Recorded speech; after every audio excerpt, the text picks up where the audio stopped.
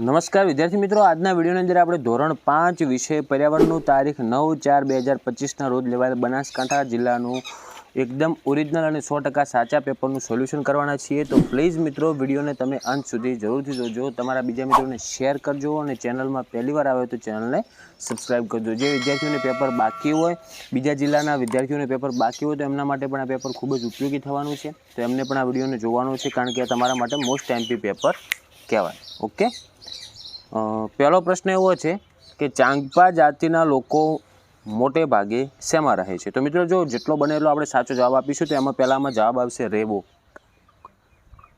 બીજો છે પહાડી પ્રદેશમાં ચાંગપા જાતિના લોકો ઘેટા બકરાને રાખવાની જગ્યાને શું કહે છે? તો એમાં જવાબ આવશે મિત્રો રેબો। ઓકે, અને પહેલું છે એમાં યાકમાંથી બનાવેલ જે રેબો આવે છે ને એમાં એનો જવાબ એ થશે। ત્રીજો છે તાશીના ઘરના છાપરા પર સોનેરી પીળું કયું અનાજ ચૂકવેલું હતું? તો એમાં આવશે મિત્રો જવ। ઓકે, જવ નામનું અનાજ। પછી પ્રશ્ન બ, જેમાં તમારે તમારા ઉપરથી જવાબ આપવાના હતા, પણ તો પણ હું તમને સાચો જવાબ આપું કે કઈ રીતનો તમે જવાબ આપી શકો છો। એમાં પહેલો પ્રશ્ન એવો છે કે તમને તમારા માતા તરફથી શું શું મળ્યું છે? તો એમાં જુઓ મિત્રો, આપણે એ રીતનું લખાય કે અમને અમારી માતા તરફથી પ્રેમ મળ્યો છે, સંસ્કાર મળ્યા છે, જીવન મૂલ્યો મળ્યા છે, જીવન જીવવાની ઘણી બધી રીતો પણ મળી છે। બીજો પ્રશ્ન છે મીના અને મમતા બંને બહેનોમાં શું તફાવત છે? તો આ પણ મિત્રો પાઠના આધારે તમારે પ્રશ્ન જવાબ આપવાનો હતો, જેમાં એવું હોય છે કે એમના સ્વભાવ કેવા કેવા હતા એ લખવાનું હતું, પછી એમની પસંદ અને નાપસંદ કઈ કઈ હતી એ લખવાનું હતું, અને બીજું એમનો દેખાવ કેવો હતો એ લખવાનું હતું। પછી પ્રશ્ન 2નો બ છે, જેમાં તમારે નીચેના વિધાનોમાંથી જે સાચું એના સામે સાચું લખવાનું, ખોટું એના સામે ખોટું લખવાનું છે। તો પહેલું છે કે ખેતી કરનારને ખેડૂત કહેવામાં આવે છે, તો એ વિધાન સાચું થશે। બીજું છે પાક તૈયાર થયા પછી તેની લણણી કોદાળી દ્વારા કરવામાં આવે છે, તો આ વિધાન ખોટું થશે, કારણ કે દાંતરડાથી થાય, તો બીજું ખોટું આવશે। અને ત્રીજું છે આપણે ખોરાકમાં વિવિધ અનાજનો ઉપયોગ કરવો જોઈએ, તો આ વિધાન સાચું થશે। પહેલું સાચું, બીજું ખોટું અને ત્રીજું સાચું। હવે રીતના આગળ પ્રશ્ન 3, જેમાં તમારા પ્રશ્નનો જવાબ આપવાના છે, જેમાં પહેલો પ્રશ્ન છે કઈ કઈ વસ્તુઓ ઠંડી કરવા માટે તમે ફૂંકનો ઉપયોગ કરો છો? તો એમાં તમારા મિત્રો લખવાનું ગરમ ચા હોય, ગરમ દૂધ હોય, અથવા ગરમ ભોજનને ઠંડી કરવા માટે આપણે ફૂંકનો ઉપયોગ કરીએ છીએ। બીજો છે સંગીતના કયા સાધનો ચામડાના તંગ પડદાને ધ્રુજાવીને વગાડી શકાય છે? તો એવા આવશે મિત્રો, એક તો ઢોલ આવશે અને બીજું આવશે તબલા। હવે પ્રશ્ન 4, જેમાં તમારે વિકલ્પ પસંદ કરીને લખવાનો હતો, એમાં પહેલો છે ગુજરાતના કેટલા જિલ્લાઓને દરિયાઈ સીમા અડે છે? મતલબ કયા કયા જિલ્લાને દરિયા સીમા અડે છે? તો એમાં મિત્રો જવાબ આવશે પહેલામાં 15, તો એ લખવાનું આપણે બોક્સમાં। પછી બીજો છે ગુજરાતનો દરિયા કિનારો કેટલા કિલોમીટર લાંબો છે? તો એમાં મિત્રો જવાબ આવે 1600, તો બીજામાં આપણે સી લખવાનું। ત્રીજો છે કઈ નદી પર સરદાર સરોવર બંધ બાંધવામાં આવ્યો છે? તો એમાં આવશે નર્મદા નદી પર, તો બી જવાબ લખવાનો ત્રીજામાં। ચોથો છે આણંદ જિલ્લામાં કઈ મોટી ડેરી આવેલી છે? તો એમાં જવાબ આવશે અમૂલ, તો એમાં ડી જવાબ લખવાનો। અને પાંચમો છે બનાસકાંઠામાં શાકભાજી સાથે સંકળાયેલું કયા પાકનું વાવેતર વધુ થાય છે? તો એમાં એ જવાબ આવશે બટાકા।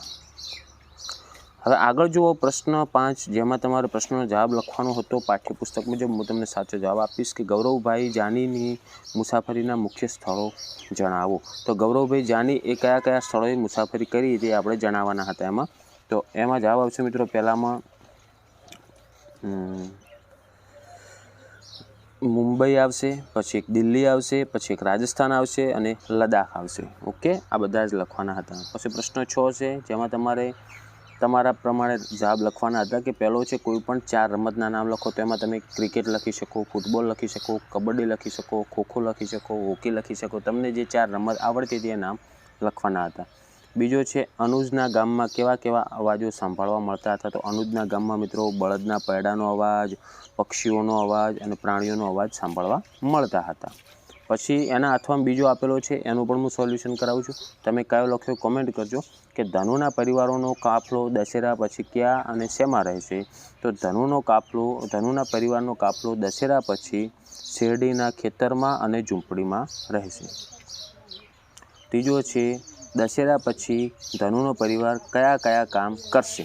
તો એમાં જવાબ આવશે મિત્રો દશેરા પછી ધનુનો પરિવાર શેરડી કાપવાનું અને તેને ફેક્ટરીમાં લઈ જવાનું કામ કરશે।